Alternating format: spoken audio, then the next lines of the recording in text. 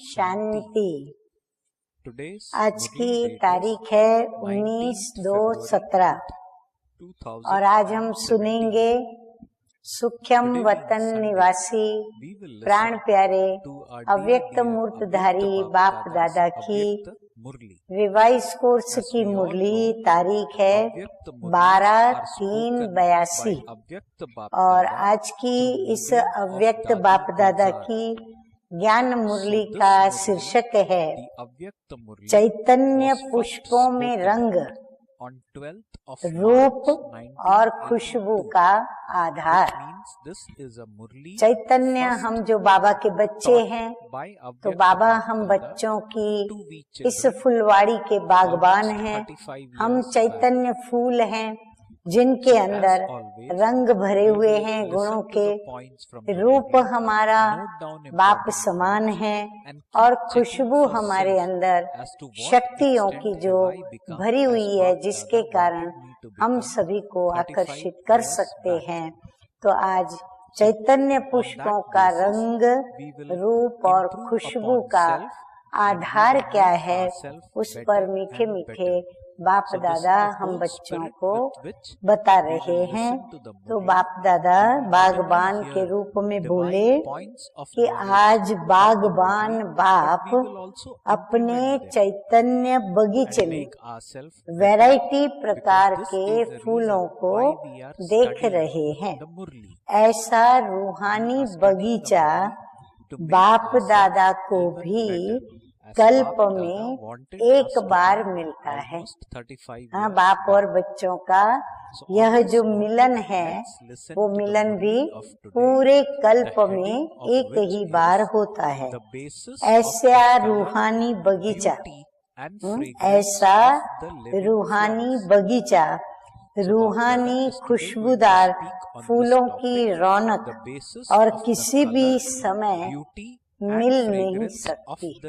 बाबा कहते हैं इतना सुंदर चैतन्य फूलों का बगीचा और फिर उनकी रूहानी खुशबू और उनकी रौनक, बाबा कहते हैं कोई भी कल्प के किसी भी समय पर हमें मिल नहीं सकती। चाहे कितना भी नामी ग्रामी बगीचा हो, लेकिन इस बगीचे के आगे वो बगीचे क्या अनुभव होंगे।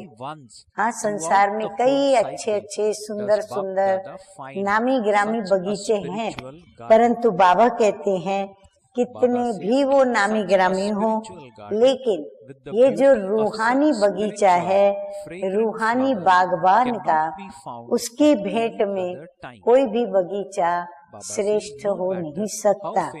तो और बगीचे के अनुभव क्या होंगे, ये हीरे तुल्य और वो है कौड़ी तुल्य।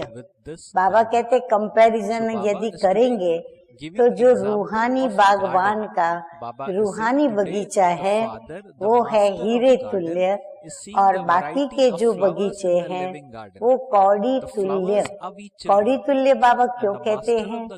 क्योंकि हीरा और कौड़ी में अंतर होता है, और वो महान अंतर क्या है?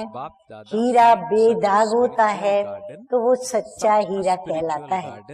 तो जो निर्विकारी बच्चे जो इस बागबान के बगीचे के फूल हैं, चैतन्य फूल हैं, तो वो हीरे तुल्य हैं, क्योंकि पवित्रता की प्रतिज्ञा लेकर के पवित्र रहते हैं, स्वच्छ रहते हैं। और बाकी के बगीचों में जो भी आने जाने वाले या बैठने वाले, बगीचा बनाने वाले सभी पतित हैं, या तो विषय विकारी हैं या अवगुणी होते हैं। इसीलिए कहा गया कि वो कौड़ी तुल्य और यहाँ पर हीरे तुल्य। ऐसे चैतन्य ईश्वरीय बगीचे का मैं रूहानी पुष्प हूँ, ऐसा नशा रहता है। हाँ, ये हमारा स्वमान भी है कि मैं रूहानी बागबान के रूहानी बगीचे का मैं ईश्वरीय रूहानी पुष्प हूँ। रूहानी फूल हो। तो बाबा कहते इस स्मृति का नशा रहता है। जैसे बाप दादा हर एक फूल के रंग, रूप और खुशबू तीनों को देखते हैं, ऐसे अपने रंग, रूप और खुशबू को जानते हो। कोई भी फूल है, उसका रूप अच्छा होना चाहिए, उसका रंग अच्छा होता है, और यदि उसकी खुशबू भी मन भावन होती है तो वो फूल हमारे लिए अति मूल्यवान भी बन जाता, अति उपयोगी भी बनता, और उस फूल की तरफ हमारा आकर्षण भी बना रहता है। वो हमारी पसंदगी का फेवरेट फूल कहा जाता है। तो अभी बाबा फूल के विषय में बता रहे हैं कि रंग क्या है, फूलों में रंग क्या है। तो रंग का आधार है ज्ञान की सब्जेक्ट। जितना जितना हम ज्ञान स्वरूप होंगे उतना रंग आकर्षण करने वाला होगा। जैसे स्थूल फूलों के रंग देखते हो, भिन्न भिन्न रंग देखते हुए कोई कोई रंग विशेष दूर से ही आकर्षित करता है। जैसे फूलों के रंग अलग अलग होते हैं, फूल अलग अलग हैं, और उन वैरायटी फूलों के अंदर एक रूहानी रंग की आकर्षण होती है। गुलाबी है, लाल है, पीला है, या सुवर्ण जैसा कलर है, तो वो रंग भी हमें आकर्षित करता है। देखते ही मुख से ये महिमा जरूर निकलेगी कि कितना सुंदर फूल है। हाँ, उसका रूप रंग देखते हुए तुरंत दिल से क्या निकलेगा, क्या एक फूल कितना सुंदर है, और सदा दिल होगी कि उसको देखते रहे। उसका रूप भी इतना सुंदर होगा कि हम उसको देखते हैं तो दिल करती है बस उसको देखते ही रहें। ऐसे ही ज्ञान के रंग में रंगे हुए फूल कितने सुंदर लगेंगे। तो बाबा कहते हैं जैसे स्थूल फूल में इतनी आकर्षण है, तो आप चैतन्य फूल ज्ञान के रंग से रंगे हुए हो तो आपके अंदर भी कितनी आकर्षण होगी, आप भी कितने सुंदर लगेंगे। ऐसे ही रूप और खुशबू का आधार है, हाँ, रंग का आधार बताया बाबा ने। अब बाबा हमें रूप और खुशबू का आधार बताते हैं कि उसका आधार है याद और दिव्य गुण मूर्त। सिर्फ रंग हो और रूप न हो तो भी आकर्षण नहीं होगी, और रंग रूप हो लेकिन खुशबू न हो तो भी आकर्षित वो फूल नहीं करेंगे। कहा जाता है कि ये नकली फूल है, ये असली है। सिर्फ रंग रूप वाले पुष्प डेकोरेशन के लिए ज्यादा काम में आते हैं, लेकिन खुशबूदार पुष्प मानव अपने समीप रखेंगे। बाबा कहते हैं कि जो रंग रूप वाले फूल होते हैं जिसमें सुगंध नहीं है, ऐसे फूलों को सजाने में या डेकोरेशन में उनका उपयोग करेंगे, और जिसके अंदर खुशबू है वो खुशबू वाला फूल क्या होगा, उसको हर कोई चाहेगा कि मैं इसको तोड़ूं, अपने पास रखूं, उसको समीप रखने की दिल करेगी। खुशबूदार पुष्प सदा ही स्वतः ही सेवा करता है। खुशबूदार फूल को ये कहना नहीं पड़ता है कि आप मेरे समीप आओ और मेरी खुशबू लो, परंतु खुशबू से आकर्षित होकर के इंसान स्वतः ही उसकी ओर चल पड़ता है। तो स्वतः ही उसका रूप सेवा स्वरूप है। तो अपने से पूछो कि मैं कौन सा पुष्प हूँ। कहाँ भी है लेकिन स्वतः सेवा होती रहती है, अर्थात रूहानी वायुमंडल बनाने के निमित्त बने हुए हैं। बाबा कहते हैं अपने को देखो कि आप रूहानी खुशबू लिए हो तो आपकी रूहानी खुशबू अपने आप सेवा करेगी, और जहाँ अपने आप सेवा होती है वहाँ रूहानी वायुमंडल भी ऑटोमेटिकली बनता है। तो बाबा कहते हैं आप रूहानी खुशबू लेकर बाबा की याद में आप डबल सेवा करके डबल सेवा के लिए निमित्त बनते हो। नजदीक आने से अर्थात संपर्क में आने से खुशबू पहुंचती है, वह दूर से ही फैलाते हैं। बाबा कहते हैं हम रूहानी वायुमंडल जब अपने रंग रूप और खुशबू से बनाते हैं तो उस समय क्या होता है, नजदीक कोई आता है तो उसको तो फाइनल हमारी खुशबू तरबतर करती है, उनको खुशबू पहुंचती भी है, और फिर हमारी खुशबू हवा के साथ साथ चारों ओर फैलती भी है। अगर सिर्फ ज्ञान सुन लिया, योग लगाने के अभ्यासी बन गए, लेकिन ज्ञान स्वरूप व योगी जीवन वाले प्रैक्टिकल दिव्य मूर्त न बने तो सिर्फ डेकोरेशन अर्थात प्रजा बन जाएंगे। हाँ, बाबा ने राज की बात बता दी कि अगर हम योग लगाने के अभ्यासी बने, यानी एकाग्रता से हम बाबा को याद करते हैं, तो हमारी जीवन कैसी दिखती है, ज्ञानी और योगी जीवन। तो हमारी ज्ञानी और योगी जीवन वो उन्हों को आकर्षण करती है, क्योंकि हमारी जीवन हमें दिव्य मूर्त बना देती है। और दिव्य मूर्त कब बनते हैं, जब हमारे अंदर दिव्य गुण भी आ जाते हैं। तो दिव्य गुणों की हम गुण मूर्त बनते हैं। और यदि हमने इसी प्रकार ज्ञान और योग की खुशबू अपने जीवन में नहीं भरी तो बाबा कहते आप कहाँ चले जाएंगे, डेकोरेशन अर्थात प्रजा बन जाएंगे। राजा की प्रजा डेकोरेशन ही है। बाबा कहते हैं राजा की प्रजा क्या है, राजा का डेकोरेशन उनकी प्रजा है, शोभा राजा की उनकी प्रजा में है। तो अल्लाह के बगीचे के पुष्प तो बन गए, लेकिन कौन से फूल बने, यही अपनी चेकिंग करनी है। क्योंकि बगीचे में तो बहुत वैरायटी फूल है, उसमें से हम कौन से फूल हैं बाबा के, ये हमको डिसाइड करके बाबा को बताना है। बगीचा एक है, बागबान भी एक है, लेकिन जो पुष्प हैं उसमें वैरायटी है।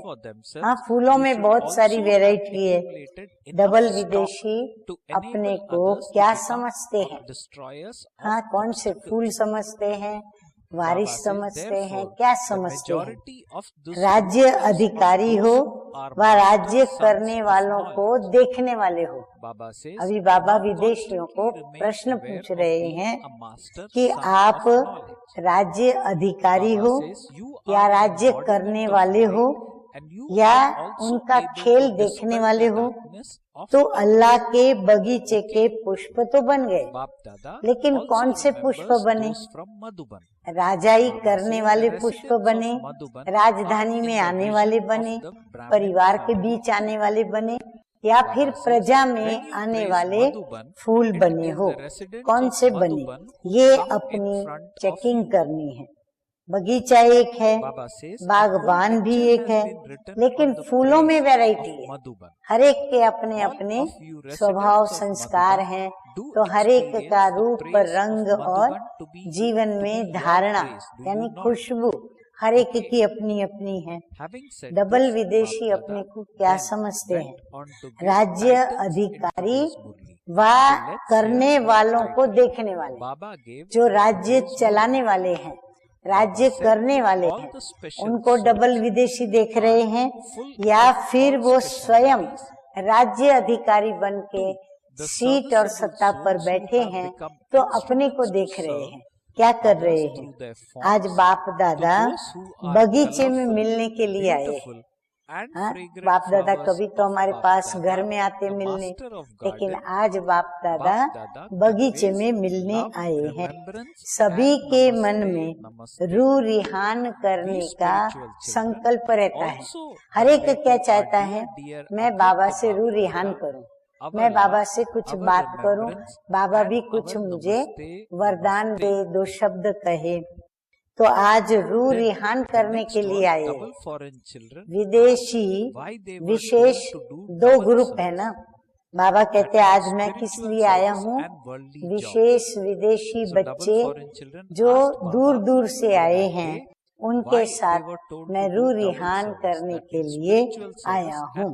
फिर बाबा कहते विदेश के 2 ग्रुप है ना, 2 ग्रुप में बाबा के बच्चे आए हुए हैं, विदेशी बच्चे। तो बाप दादा को तो सभी देश विदेश दोनों तरफ के बच्चे अति प्रिय हैं। एक विदेशी बच्चे, दूसरे बाबा के स्वदेश भारत देश के बच्चे। कर्नाटक वाले और डबल विदेशी भी सदा खुशी में झूलते रहते हैं। बाबा कहते हैं मधुबन में आते ही सभी माया जीत बनने के अनुभवी बन गए, और मधुबन में भी फिर माया आती है। बाबा कहते मधुबन में आए आप लोग, क्यों आए, माया जीत बनने के लिए, परंतु माया जीत बन करके अनुभवी बन करके आप बाबा के पास आए हो। और मधुबन में भी माया आती है, मधुबन में आते ही हो माया जीत स्थिति की अनुभूति करने के लिए। बाबा कहते मधुबन में क्यों आते हो, क्योंकि आप ये वहाँ देखना चाहते हो कि मधुबन में पहुँचने से ही हमारी स्थिति कैसी बन जाती है, माया जीत की। हमें बाबा को याद करने की मेहनत भी नहीं करनी पड़ती। तो यहाँ माया का वार नहीं, लेकिन माया हार खा के जाएगी। हाँ, कितनी बढ़िया बात बताई बाबा ने। माया का वार नहीं होगा हमारे पर, परंतु माया स्वतः ही हार खा करके चली जाएगी। क्योंकि मधुबन में विशेष अपनी कमाई जमा करने के लिए आप आते हो। जो भी बाबा के बच्चे मंगल मिलन मनाने जाते हैं, तो बाबा कहते हैं हर एक अपने स्थान को छोड़कर और मधुबन में आकर के पहुंचते हो अपनी कमाई जमा करने के लिए। डबल विदेशियों को तो डबल लॉक लगा देना चाहिए। बाबा कहते हैं डबल विदेशियों को कमाई के लिए बहुत स्कोप है, परंतु उनको क्या करना पड़े, डबल लॉक लगाना पड़े। अब किस बात का लॉक, आगे मीठे मीठे बाप दादा ने वह भी क्लियर किया है। मधुबन में आकर विशेष अपने में कौन सी विशेषताओं की धारणा की। बाबा कहते मधुबन आते हो तो कुछ बादल आते हैं भरने के लिए, कुछ लेने के लिए, कुछ प्राप्त करने के लिए। तो हमें अपना समय नष्ट न करते हुए जो विशेषताएं मधुबन की है, उन मधुबन की विशेषताओं को अपने में भरना चालू कर देना चाहिए। बाबा विदेशियों से तथा कर्नाटक वालों से पूछ रहे थे, जैसे सहज योगी बनने की विशेषता देखी, वैसे और क्या देखा। कर्नाटक वालों ने विदेशियों में क्या देखा और विदेशियों ने कर्नाटक वालों में क्या देखा। लव भी मिला, पीस भी मिली और लाइट भी मिली। हाँ, बाबा ज्ञान सागर बाप के बच्चे हैं, तो हमको ज्ञान भी मिला, फिर पीस शांति मिलती है यहाँ आते हैं तो शांति भी मिली, फिर लाइट भी मिली। जैसे ही अंधियारा होता है तो हमें लाइट का प्रबंध भी है, सब कुछ मिला ना। जितनी स्व को प्राप्ति होगी तो प्राप्ति वाला सेवा के सिवाय रह नहीं सकेगा। इसलिए प्राप्ति स्वरूप तो सेवा स्वरूप स्वतः ही रहो। आगे मीठे मीठे बाप दादा कर्नाटक वालों को कहते हैं कि कर्नाटक वालों ने वृद्धि अच्छी की है, संख्या खूब अच्छी बन गई है और विदेश में भी वृद्धि अच्छी हुई है। विदेश ने सेवा केंद्र और सेवाधारी भी अच्छे अच्छे निकाले हैं। बाप दादा भी बच्चों की हिम्मत, उमंग और उत्साह को देखकर हर्षित होते हैं। चाहे देश में चाहे विदेश में सेवा का उमंग और उत्साह बच्चों में देख बाबा बहुत खुश हो रहे हैं। आगे प्यारे प्यारे बाबा कहते हैं, सब अमृत वेला शक्तिशाली रखते हो ना। हाँ, सभी अलर्ट होके कमाई जमा कर रहे हो। ये ग्रुप बहुत अच्छा है।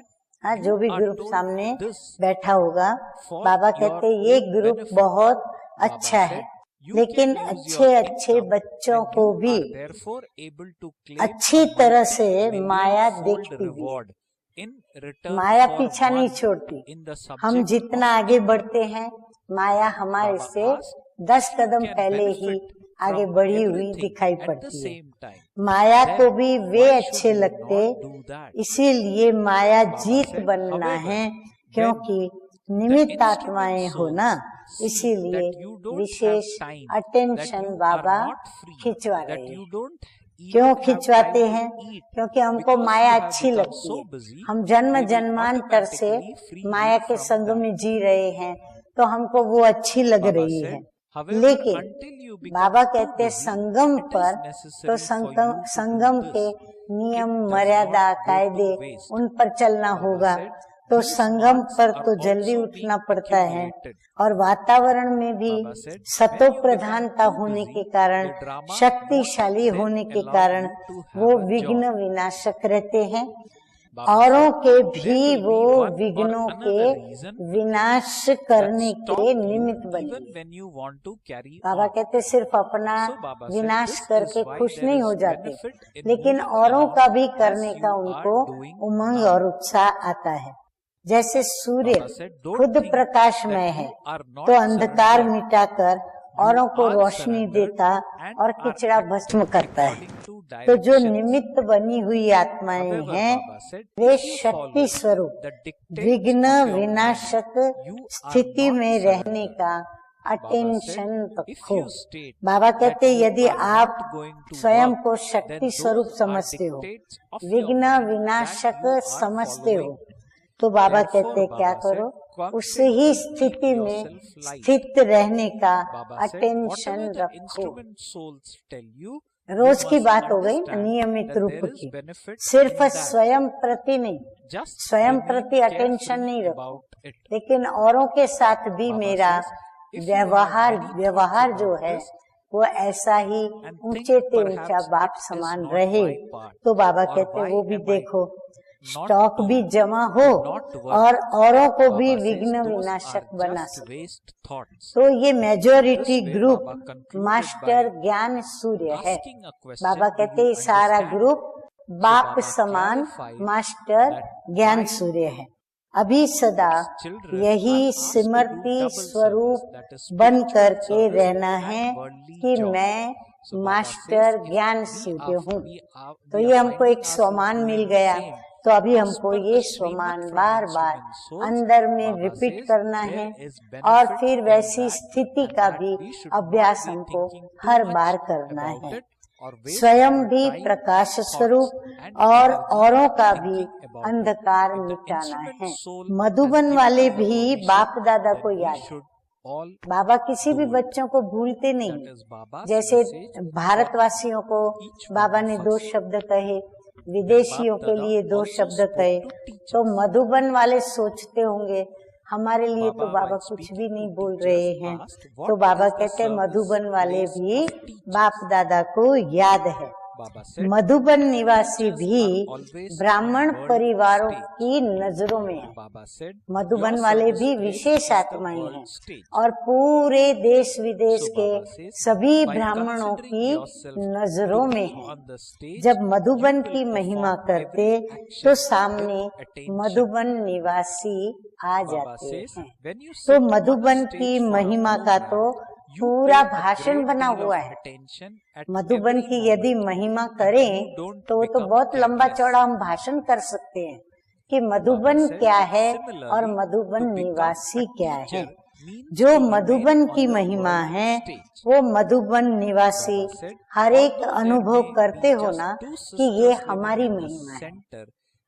जो मधुबन की महिमा है तो मधुबन की महिमा कब होती है? जब मधुबन निवासी स्वयं ऐसे विशेष गुणधारी, शक्तिधारी और विशेष कार्य करते हैं, सेवा करते हैं, तब मधुबन की भी महिमा है। तो मधुबन की महिमा माना मधुबन निवासियों की महिमा, और मधुबन निवासियों की महिमा माना मधुबन की महिमा, और दोनों की महिमा माना मधुबन वाले मुरली चलाने वाले मीठे मीठे मुरलीधर बाबा की महिमा। अच्छा, तो अभी हम सुनेंगे मीठे मीठे प्राण प्यारे अव्यक्त बाप दादा का याद प्यार।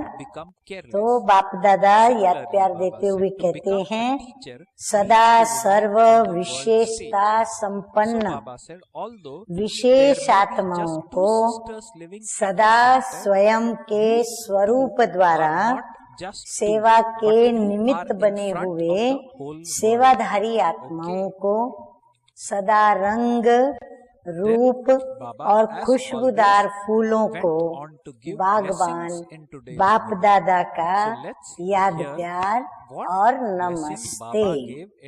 हम रूहानी बच्चों का रूहानी बाप दादा को याद प्यार, गुड मॉर्निंग और नमस्ते नमस्ते।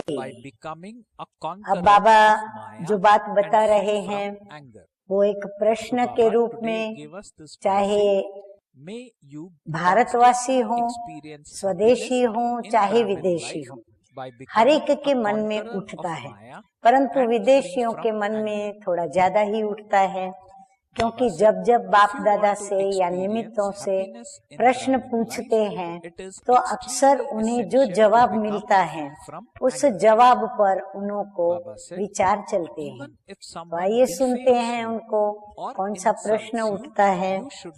डबल विदेशी बच्चों का बाप दादा भी उनको बता रहे हैं कि डबल विदेशी बच्चों का एक प्रश्न रहता है कि हमें डबल सर्विस ईश्वरीय सेवा के साथ नौकरी के लिए क्यों कहा जाता है।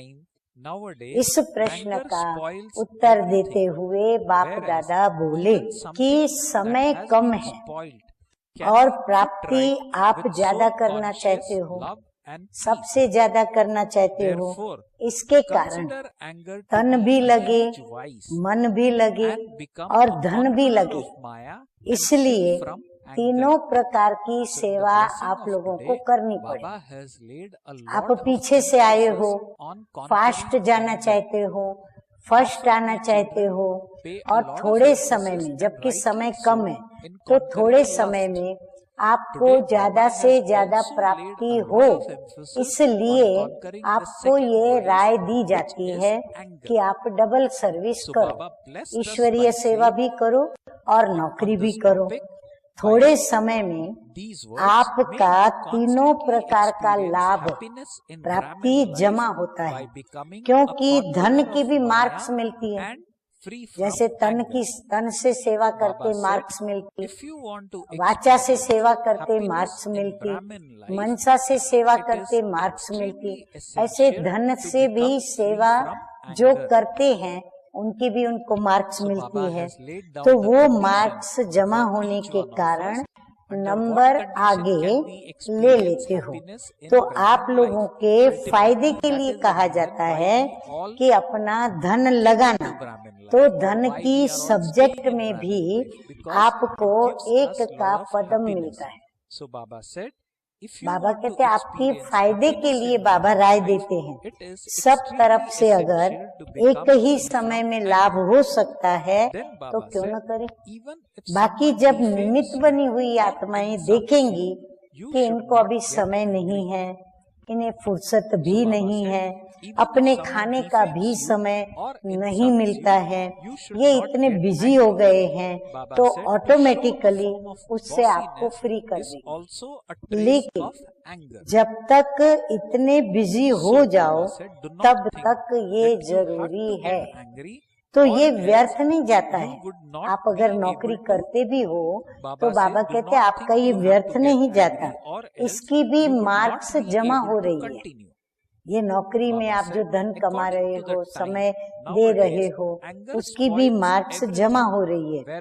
बिजी हो जाएंगे तो ड्रामा ही आपको वो नौकरी करने नहीं देगा। आप अगर ईश्वरीय सेवा में बिजी हो जाएंगे तो ड्रामा ही क्या करेगा, आपको नौकरी से खुद छुड़ा देगा। कोई न कोई ऐसी बात बनेगी, आपकी नौकरी छूट जाएगी। कोई न कोई कारण ऐसा बनेगा जो चाहो भी लेकिन कर नहीं सकेंगे। इसलिए जैसे अभी चल रहे हो उसमें ही कल्याण है। ऐसा नहीं समझो कि हम सरेंडर नहीं है। हम नौकरी करते हैं, घर में रहते हैं तो हम सरेंडर नहीं, या फिर सेंटर पर रहते हैं फिर भी हमें नौकरी पे भेजा जा रहा है तो हम सरेंडर नहीं हैं। बाबा कहते हैं ऐसे मत सोचो, सरेंडर हो, डायरेक्शन प्रमाण कर रहे हो। सेंटर पे रह के नौकरी करते हो तो इसका मतलब क्या हुआ, निमित्तों ने आपको डायरेक्शन दिया हुआ है, तो आप डायरेक्शन प्रमाण कर रहे हो। अपने मन से करते हो तो सरेंडर नहीं। अगर अपने मन से नौकरी करते हो अपने मन के बंधन के कारण तो फिर आप सरेंडर नहीं कहलाते हो। इसमें अगर अपनी मत चलाते हो कि नहीं मैं तो नहीं करूंगी, ये और ही मन मत है, इसलिए स्वयं को सदा हल्का रखो।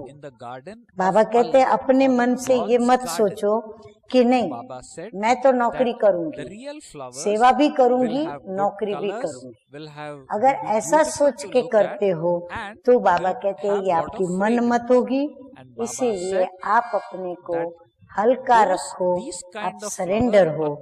जो भी निमित्त बनी हुई आत्माएं हैं वो अगर कहती हैं कि समझो इसमें हमारा कल्याण है, समझो कहती आपका नौकरी करना और ईश्वरीय सेवा दोनों में चलना इसमें कल्याण है, तो हमें निसंकल्प होके स्वयं के लिए यही समझना चाहिए कि मेरा इसमें कल्याण है। इसमें फिर आप निश्चिंत रहो। इसमें जो ज्यादा सोचेंगे कि मेरा शायद पाठ नहीं है, मेरे को क्यों नहीं कहा जाता है, ये सब सोचना फिर व्यर्थ है। समझा? अच्छा, टीचर्स के प्रति बाबा कुछ 2 महावाक्य बता रहे हैं कि टीचर्स के लिए सेवा स्थान कौन सा है। टीचर्स सदा विश्व की स्टेज पर है। जो भी टीचर्स हैं जहाँ भी हैं उनका सेवा का स्थान कौन सा है, मेन विश्व की स्टेज। सारा विश्व उनको देखता है, ये बड़े से बड़ी उनको सेवा देनी है। आपका सेवा स्थान है विश्व की स्टेज। तो स्टेज पर स्वयं को समझने से हर कर्म अटेंशन से करेंगे। जब कोई स्टेज पर करेगा तो स्टेज पर कर्म करने वाला कैसा करेगा, श्रेष्ठ पाठ बजाएगा। कोई भी ऐसा वैसा कर्म नहीं करेगा जो देखने वाले हंसे। जब कोई प्रोग्राम करते हो तो स्टेज पर बैठते समय कितना टेंशन रहता है, अलबेले नहीं होते। स्टेज पर बैठने वाले बाबा कहते अटेंशन से बैठते हैं, अलबेले नहीं होते। तो टीचर्स बनना अर्थात विश्व की स्टेज पर रहना। सेंटर पर दो बहनें रहती हो, लेकिन दो नहीं हो आपस में, पूरा विश्व के आगे आप दो हो। मीठे मीठे बाप दादा सतगुरु बाबा के द्वारा वरदान, तो वरदान है ब्राह्मण जीवन में सदा सुख का अनुभव करने वाले मायाजीत क्रोध मुक्त भव। कौन ऐसा सदा सुख का अनुभव कर सकता है जो इन 5 विकारों से अपने को दूर रखता है, या उनकी गुलामी से मुक्त हो, या फिर क्रोध से भी मुक्त हो। नहीं तो क्रोधी भी बड़ा खुद अशांत रहता है, सबको अशांत कर देता है। तो बाबा कहते हैं ब्राह्मण जीवन में सदा सुख का अनुभव करने वाले मायाजीत क्रोध मुक्त भव। बाबा कहते हैं कि ब्राह्मण जीवन में यदि सुख का अनुभव करना है तो क्रोध जीत बनना अति आवश्यक है। भले कोई गाली भी दे, इंसल्ट करे, लेकिन आपको क्रोध ना आए। हम अक्सर कहेंगे अरे वो गाली दे रहा था मेरे को, मेरी इतनी सबके बीच में इंसल्ट कर रहा था, फिर भी हम चुप रहे, फिर सहन करें। बाबा कहते कि हाँ, कुछ भी करे, वो गाली दे, इंसल्ट करे, आप शांत रहो, आपको क्रोध नहीं आना चाहिए। रोब दिखाना भी क्रोध का अंश है। हाँ, उनकी गाली सुनकर इंसल्ट फील करके हम अपना रोब दिखाना शुरू करें, नहले पे दहला जैसे होता है। बाबा कहते नहीं, ये रोब दिखाना भी क्रोध का ही एक रूप है। ऐसे नहीं, क्रोध तो करना ही पड़ता है, नहीं तो काम ही नहीं चलेगा। आजकल के समय के प्रमाण क्रोध से काम बिगड़ता है। अभी वर्तमान समय जो जनरेशन है, उनको यदि उनके आगे क्रोध करो तो वो जनरेशन को जो रिएक्शन आता है उससे क्या होता है, हमारा बनने वाला काम भी बिगड़ जाता है। और आत्मिक प्यार से, शांति से बिगड़ा हुआ कार्य भी ठीक हो जाता है। क्रोध से बना हुआ काम भी बिगड़ता है, लेकिन यदि हम आत्मिक स्वरूप में या रूहानी प्यार से हम यदि शांति से उनके साथ पेश आते हैं तो बाबा कहते हैं बिगड़ा हुआ कार्य भी ठीक हो जाता है। इसीलिए इस क्रोध को बहुत बड़ा विकार समझकर मायाजीत क्रोध मुक्त भव। अच्छा स्लोगन है आज का, अपनी वृत्ति को ऐसी पावरफुल बनाओ जो अनेक आत्माएं आपकी वृत्ति से योग्य और योगी बन जाए। कितनी अच्छी गहरी बात बाबा ने बताई कि हमारा योग इतना पावरफुल हो, हमारी वृत्ति में इतनी सात्विकता हो, जो हमारी वृत्ति से जो भी सामने हमारे हो या जो भी हमारा साथी हो वो योग्य बन जाए, और योग्य बनने के साथ साथ वह भी सच्चा सच्चा योगी बन जाए, राजयोगी बन जाए। अच्छा, ओम शांति।